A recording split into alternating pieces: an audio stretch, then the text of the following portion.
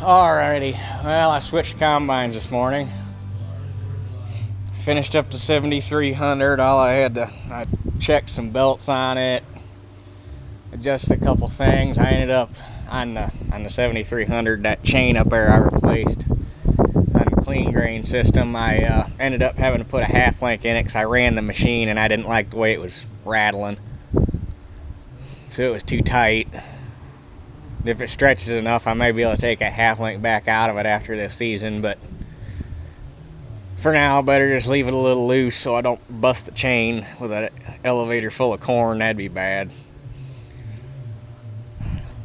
And just a couple other piddly odds and ends I finished up on it, and it's pretty much, as far as I know, ready to go. Of course, there's always something you find during the middle of the season that you missed, but I guess we'll find that when we get to it. This one, on the other hand,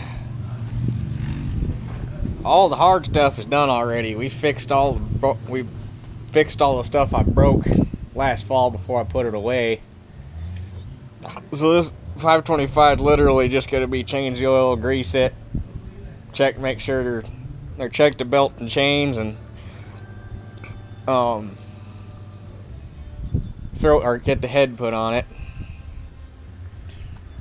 And I'm also going to pop the fan belt off real quick and spin the water pump over and see how it feels, because in lieu of what happened to the 7300 at the end of last year and what happened to Jake earlier this year while he was running oats, I may or may not put a water pump on this thing just to be on the safe side, but we'll see what it feels like.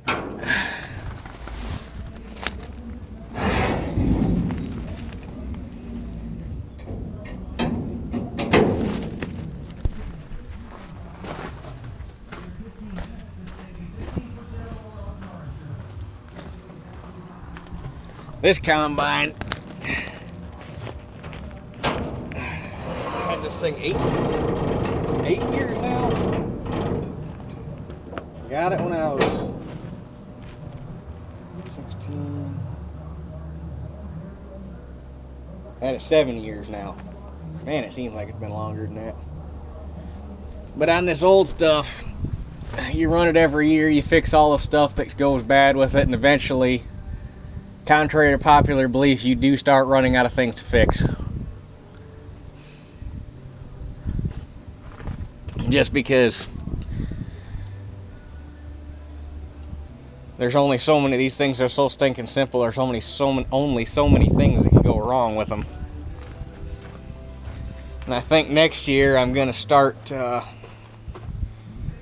changing bearings on them. I'll just pick 4 or 5 bearings on each one and change them, and just progressively every year change more bearings until they've got all new bearings in them too,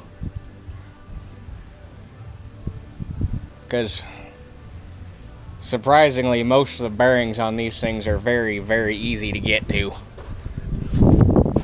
so it shouldn't be too bad of a job if I do it like that, fix them before they go bad, instead of in the middle of the season when they decide to go out on me.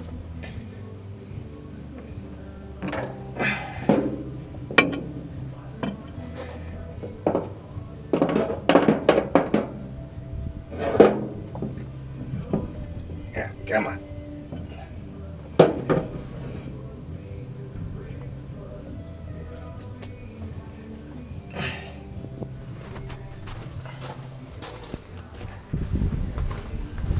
And the other thing I want to do to this combine next year, if everything goes according to plan, and I should be in a lot better financial position to do it, and I talked about this when I was working on these combines last year,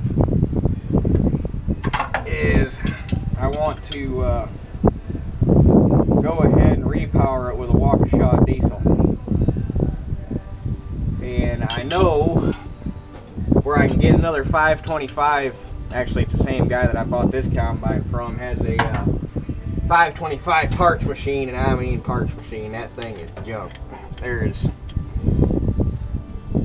I mean, anything can be fixed, but that we're talking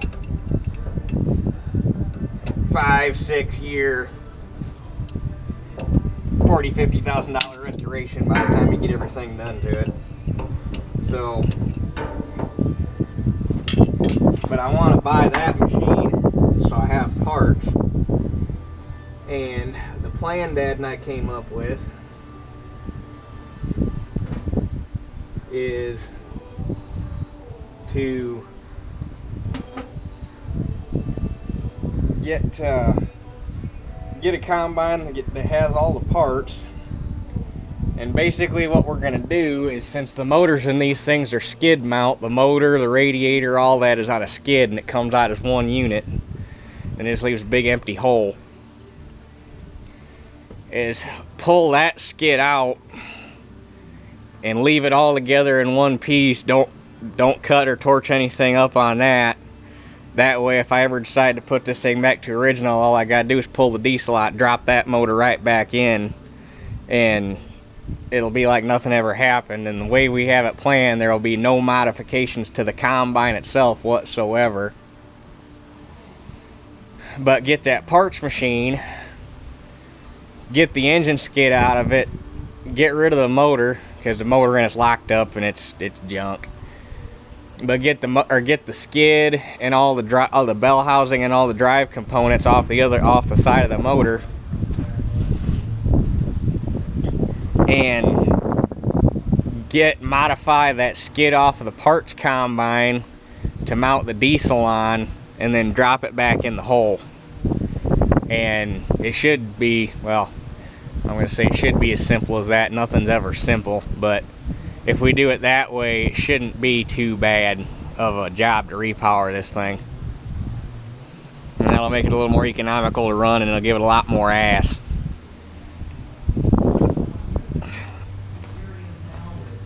Because there's really nothing, other than the fact that it's kind of thirsty, there's really nothing wrong with the Chrysler that's in this thing. Although it does burn a little bit of oil. I think the rings are shot. It doesn't really. It's got plenty of power at the high end, but when you start lugging it and you pull it down the governor tries to do its job, but I just think the motor's just tired and it needs rebuilt. And them flatheads are not cheap motors to rebuild, so that diesel repower would actually probably be cheaper. And I'd gain fuel economy and a lot more torque.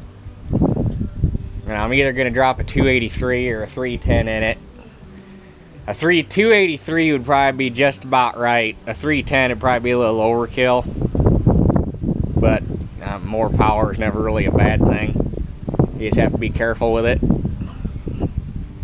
And it really all depends on what I can find when I finally get the parts around to do it.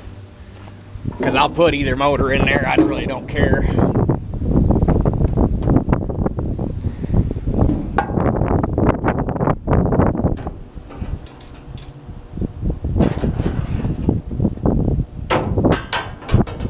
And good news, the squealing that was in this thing was just the bushings in the generator getting dry, because I put oil in the cups. It does have oil cups on it, and I oiled it before I brought it home. And by the time I got home, there wasn't any squeaking, so that took care of that problem. Good deal.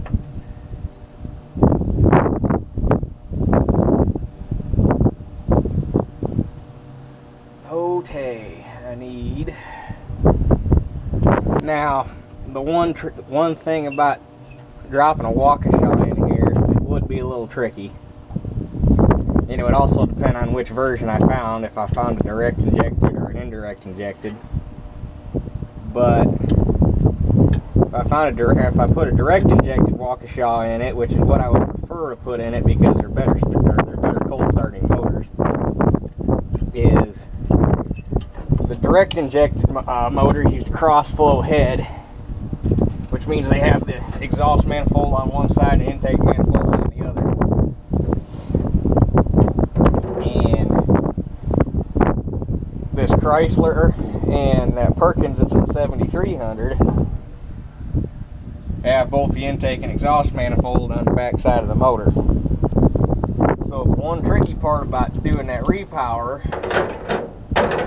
would be on the tractor motor, the exhaust comes out the top, which there should be enough room in here that should be able to just make an elbow and run the exhaust. Shouldn't have to modify the manifold, it should just have to run or route the exhaust a little differently. If not, have to possibly make a custom manifold for it, which is no big deal.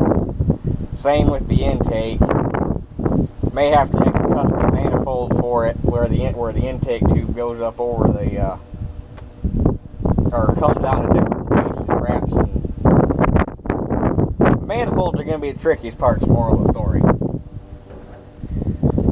However, that still doesn't scare me, because if I got it to work, it'd be cool as hell having a diesel 525. But as of right now, it's still all up in the air, and it's kind of more theoretical. First, I need to have the money to buy the combine, then I need to have the money to buy the motor. But like I say, this time next year should see me in a lot better financial position. So,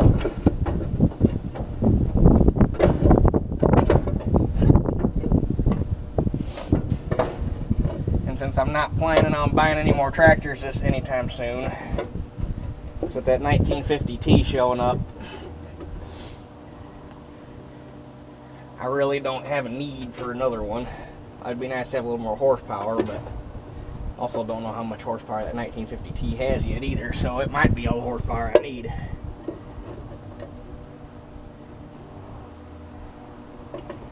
Come on, here we go.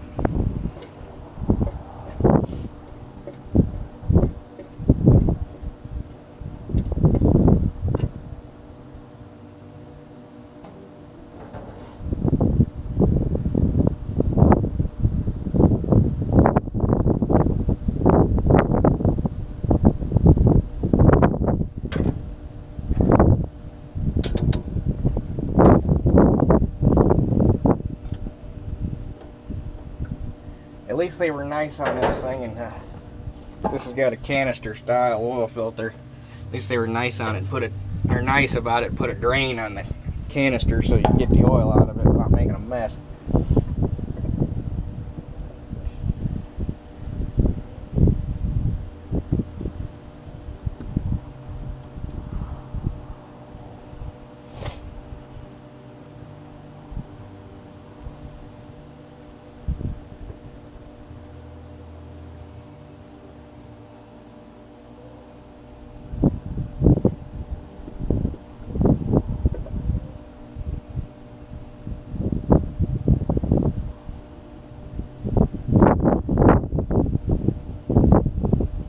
Got to looking at that 7300 the other day, and I don't even think making the drive fit the flywheel would be too hard, because it appears that all they did was made a flange that bolts to the SAE bolt pattern for the pressure plate. So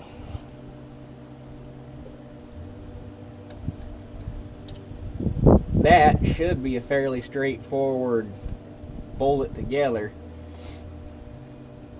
The only thing that we'll probably have to change is may have to make a new back plate for the engine that the bell housing will bolt to, but I don't know yet. I'd have to get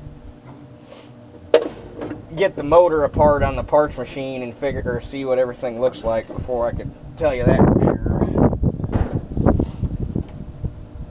Because I've never had this side of the motor that far apart, just this plate off to change or put new belts on this combine.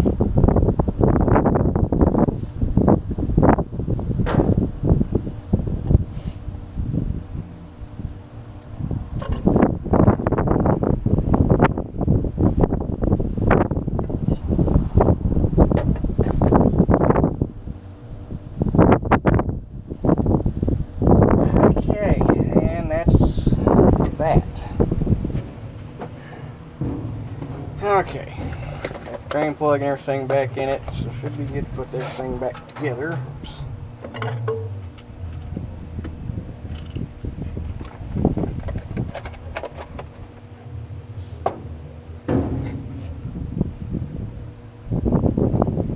And this is, I think when I was doing this video last year, I talked about how we switched to Baldwin filters. And this is one of the cases where Baldwin kicks Wick's ass. Is on a Wix filter, this seal is it's not felt. It's kind of a cardboard type of gasket material, and your lift handle is just this ring's got a tab formed in it, and to get it out you got to bend that tab up and pull on it. This Baldwin filter actually has a rubber seal and a wire handle to pull it up out of the filter housing, and on this one that bottom seal is rubber too. It's not rubber on a Wix. So this is a case where Baldwin's a cheaper filter that's actually made better than a Wix. Go figure. Now, I generally pour this filter full of oil so that the motor's not starving while it's filling it up.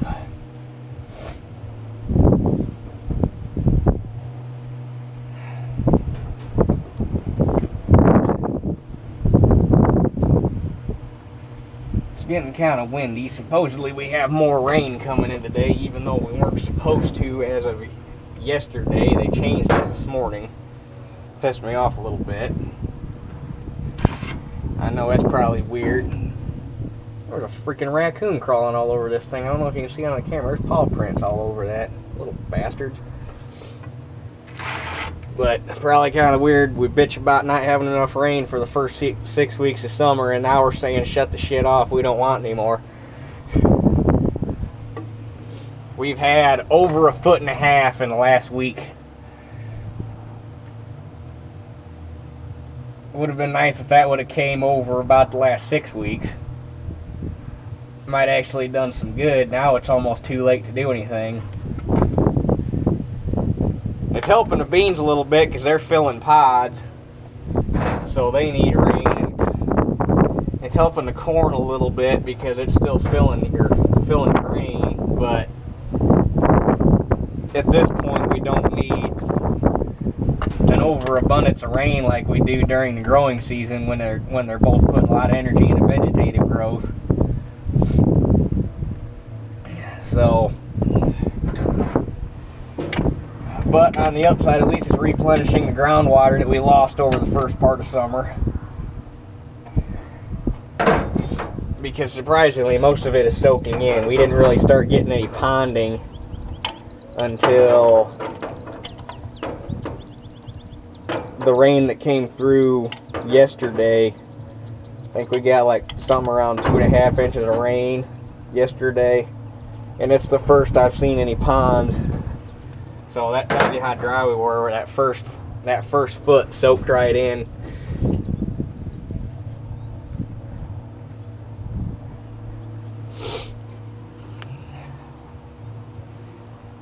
Okay, now I need to go grab a funnel.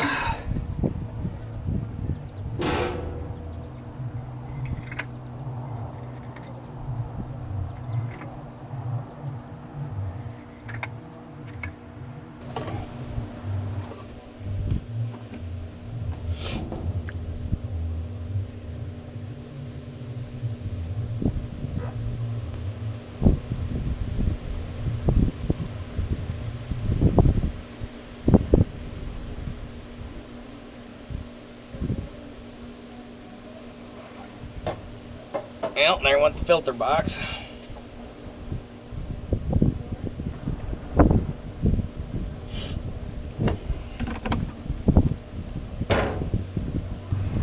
Okay, well, I got the oil all changed, so while I'm up here, my next thing is I'm gonna bust that belt loose real quick and check that water pump. So, just watch, I don't have the right wrench up here already. Damn it. Hold on.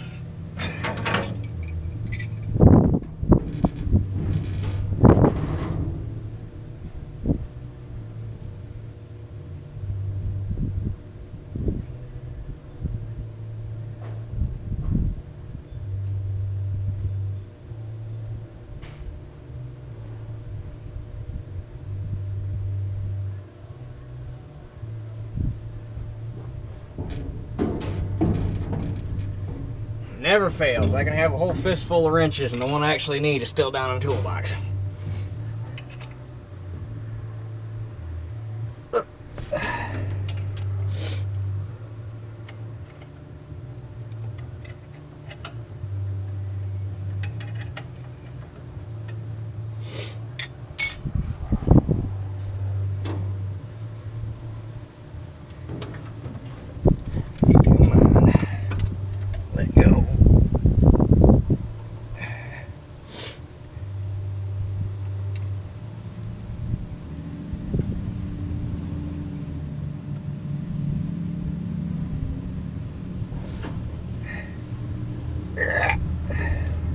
Little prick.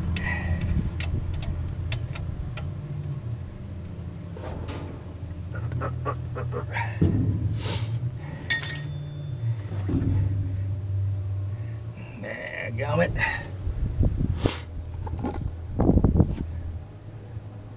Yeah, I got the belt off.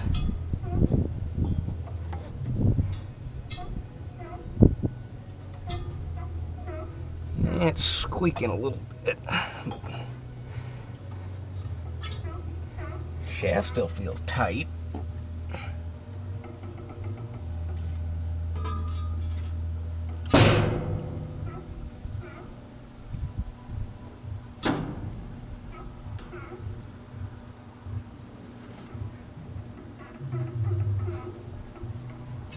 I think it's still good, actually. There's absolutely zero play in that shaft, and it spins free, so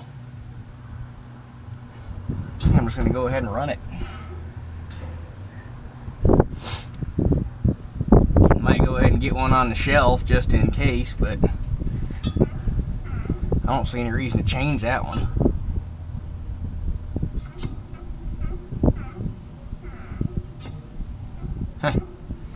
We're good. Alrighty, got the oil change, got the air filter clean. Had to tighten the change up in the clean grain system. Checked the bearings, ran it, greased it, what have you. So this, as far as to the best of my knowledge, is ready to go. So we're gonna go and grab that real quick and get that put on.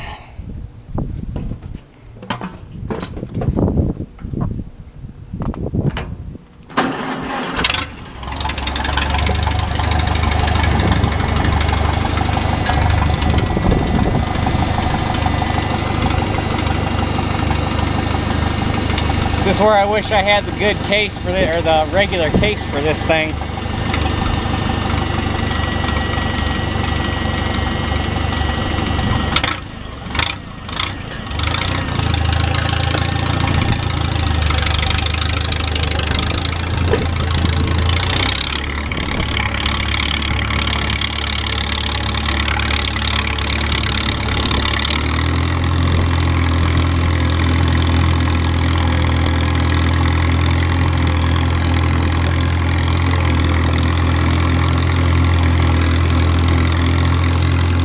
Looks like I need to go through and readjust the carb on this thing too.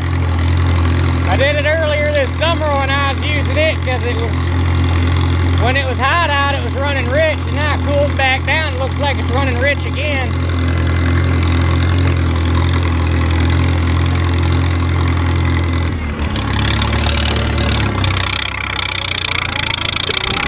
This tractor, the carburetor on it's real finicky because it's got that big bore kit in it. I think if I port and polish the manifold, that'd make a big difference, because I don't think it's getting the right air. I don't think, the small carburetor it's still got on it, but the bigger pistons, I don't think I can quite get the right air-fuel mixture into it.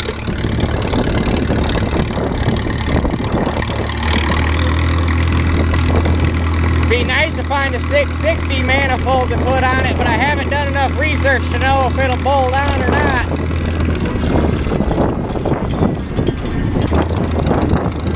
Because that's the piston and sleeves that it's got in. It's out of a 660.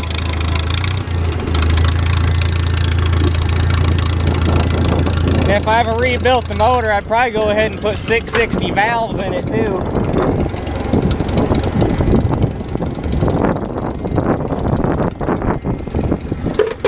Just because I know that's part of the problem.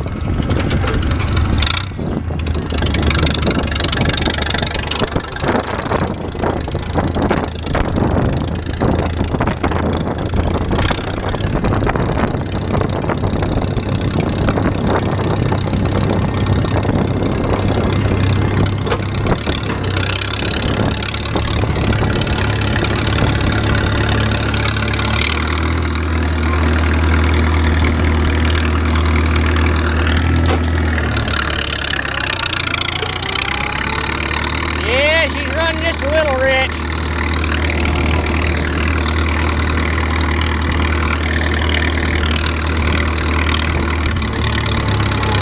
Have to get that addressed at some point this week.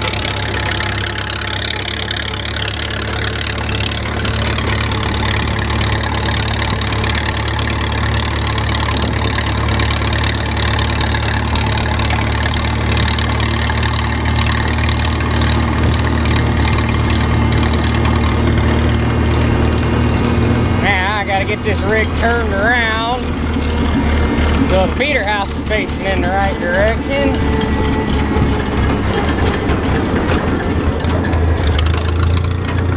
It's about like trying to parallel park a freight train. It's this running gear so damn long.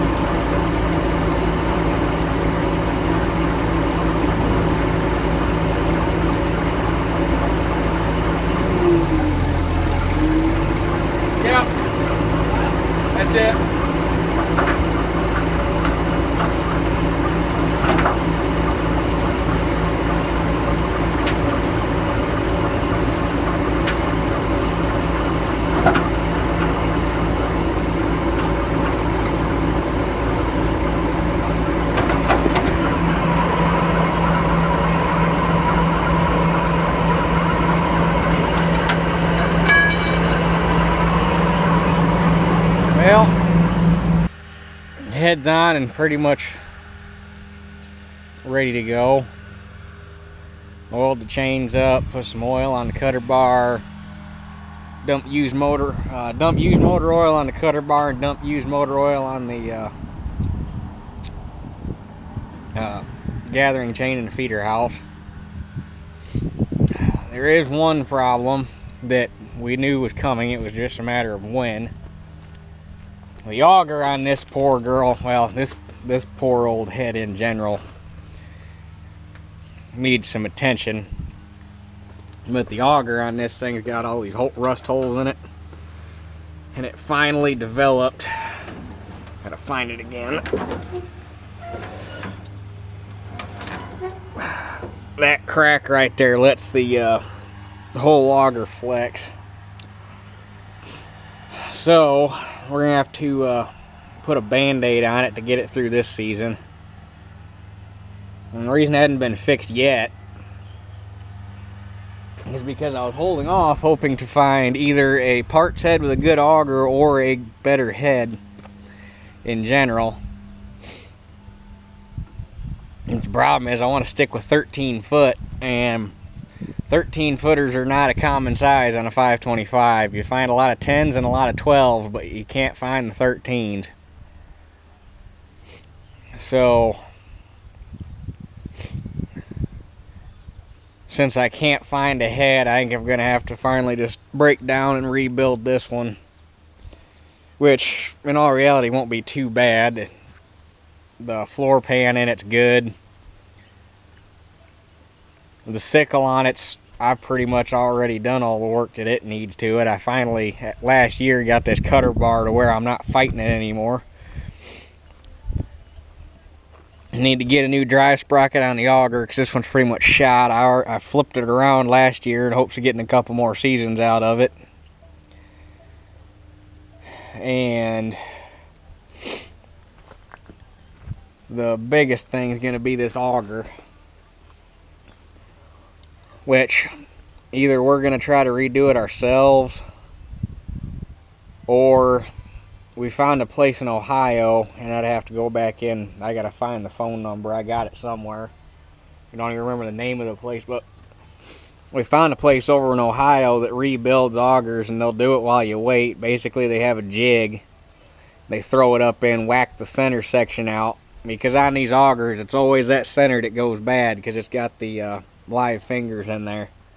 So they gotta have access doors so all the shit packs in there. But they cut the center section out, weld a new tube in, and patch the flighting back in. And I guess they'll do it while you wait if you catch them at the right time of year. So I guess I'm gonna have to look into that. But we should be able to weld some patches on there and get it through this season. I've only got to run 40 acres, so.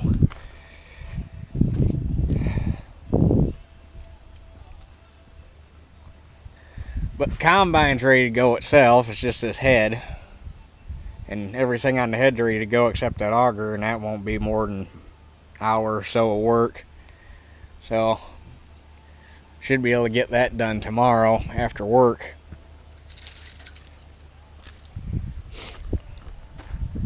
But anyway, almost there. So I guess that does it for this one. We'll catch you guys on the next one.